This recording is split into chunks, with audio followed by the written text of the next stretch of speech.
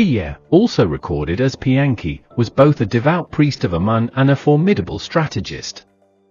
Around 747 BCE he began to extend his authority northward, carefully watching the disunity of Egypt's many petty rulers.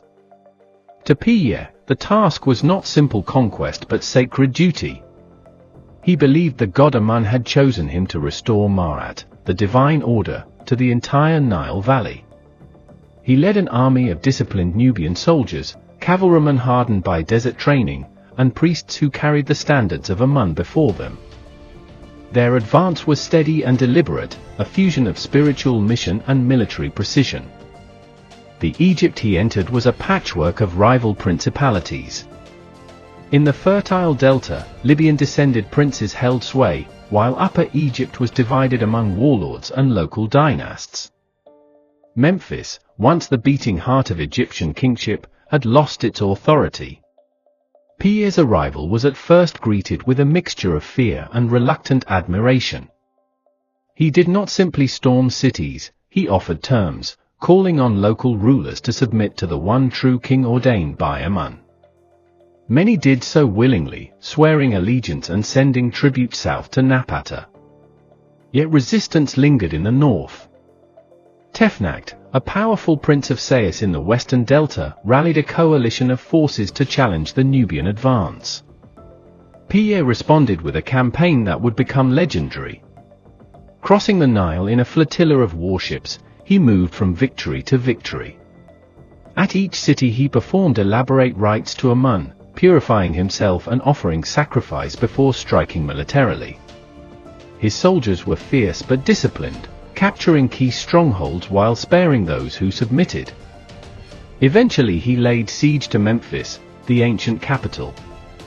After intense fighting, the city surrendered, and Piye entered as a liberator rather than a destroyer, proclaiming that Egypt was once more united under a single divine king.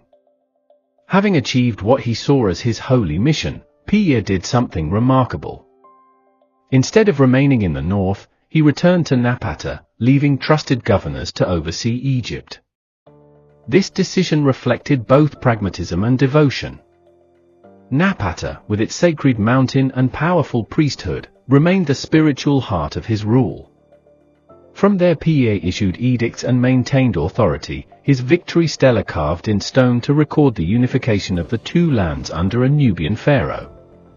Piye's reign demonstrated that Nubia was not a mere peripheral culture but a power capable of shaping the destiny of the entire Nile Valley. His success also set the pattern for those who followed: devotion to Amun, respect for Egyptian traditions, and the blending of Nubian vigor with the ancient symbols of pharaonic rule. Upon his death, he was buried in a pyramid at El-Karu, a royal cemetery in Nubia, surrounded by horses that had served him in life, their presence a testament to his love of fine steeds and to the central role cavalry played in his campaigns. After Piye, his brother Shabaka ascended the throne, determined not only to preserve the empire but to deepen the fusion of Egyptian and Nubian ideals. Shabaka is remembered as a consolidator and a restorer. He moved the royal residence to Memphis, reasserting Egypt's northern capital as a seat of power, yet he maintained the sanctity of Napata. One of his most famous acts was commissioning the so-called Shabaka stone, a text that preserved ancient theological writings and mythological traditions that might otherwise have been lost. Through Shabaka's policies, the 25th dynasty became known as a period of cultural renaissance, where temple building, religious ceremonies, and classical art flourished. Shabaka also strengthened ties with priestly institutions, ensuring that the high clergy of Amun recognized Nubian authority. His building projects stretched from Thebes to the Delta. Temples were refurbished, statues erected, and rituals revived. The Kushite pharaohs saw themselves as guardians of a sacred inheritance, determined to revive the spiritual grandeur of earlier Egyptian dynasties. Under Shabaka, Egypt experienced a sense of order and piety not seen for generations. Following Shabaka came Shabitku, who maintained the dynasty's grip while confronting growing challenges from the Near East. The mighty Assyrian Empire was expanding westward, threatening Egypt's traditional influence in the Levant. generations. Following Shabaka came Shabitku, who maintained the dynasty's grip while confronting growing challenges from the Near East. The mighty Assyrian Empire was expanding westward, threatening Egypt's traditional influence in the Levant. Shabitku worked to fortify the northern borders and maintain alliances. He upheld the religious fervor of his predecessors, continuing to support the great temples and the priesthood of Amun. Though less celebrated than Piye or Taharqa, Shabitku played a critical role in stabilizing the realm and preparing it for the remarkable reign of the next great Kushite king. That king was Taharqa, perhaps the most famous of all the Black Pharaohs. Rising to power around 690 BCE, Taharqa combined the military prowess of his forebears with an extraordinary vision for monumental architecture.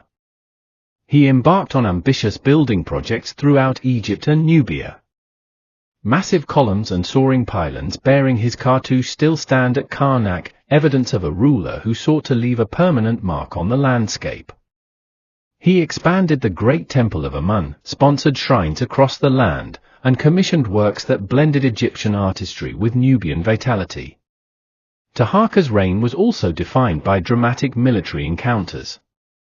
The Assyrians, under kings Esarhaddon and later Ashurbanipal, launched powerful campaigns into the Levant and toward Egypt.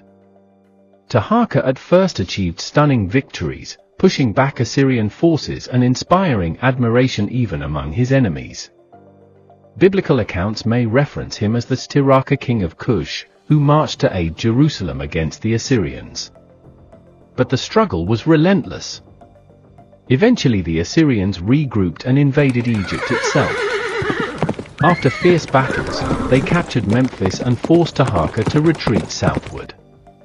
Yet his resilience was legendary. He returned more than once to challenge their domination, embodying the fierce independence of the Kushite spirit.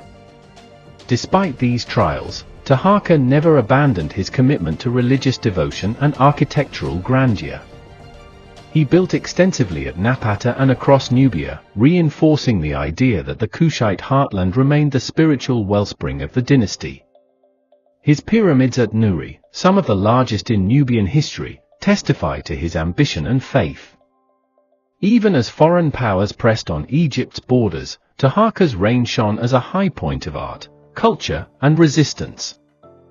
As the decades passed, the pressure from Assyria became overwhelming. After Taharqa's death, his successor Tantamani inherited both the throne and the struggle.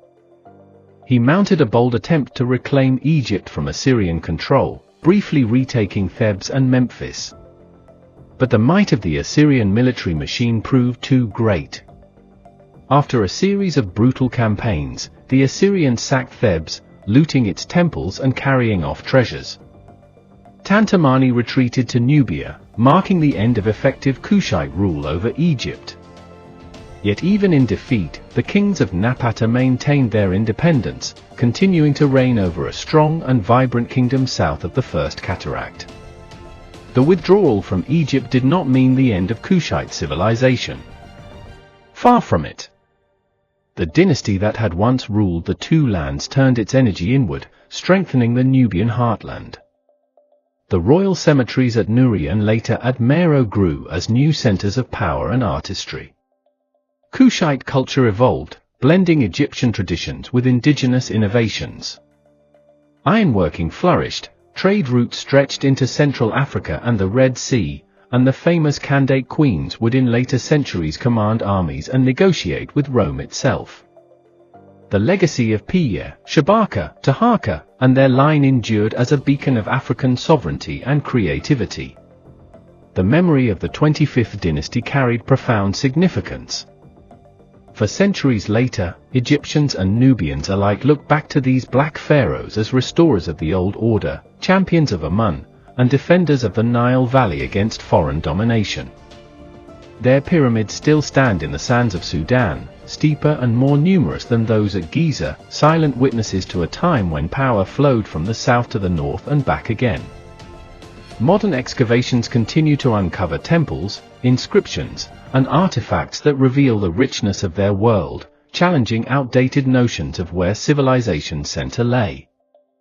Even today, The story of the Nubian and Kushite pharaohs resonates as a testament to Africa's central role in world history. It reminds us that the great river carried ideas and empires in both directions, and that cultural exchange and resilience can produce remarkable achievements. The Black Kings and Queens of Kush did more than rule Egypt, they revitalized its spirit and left a legacy that endures in stone and memory.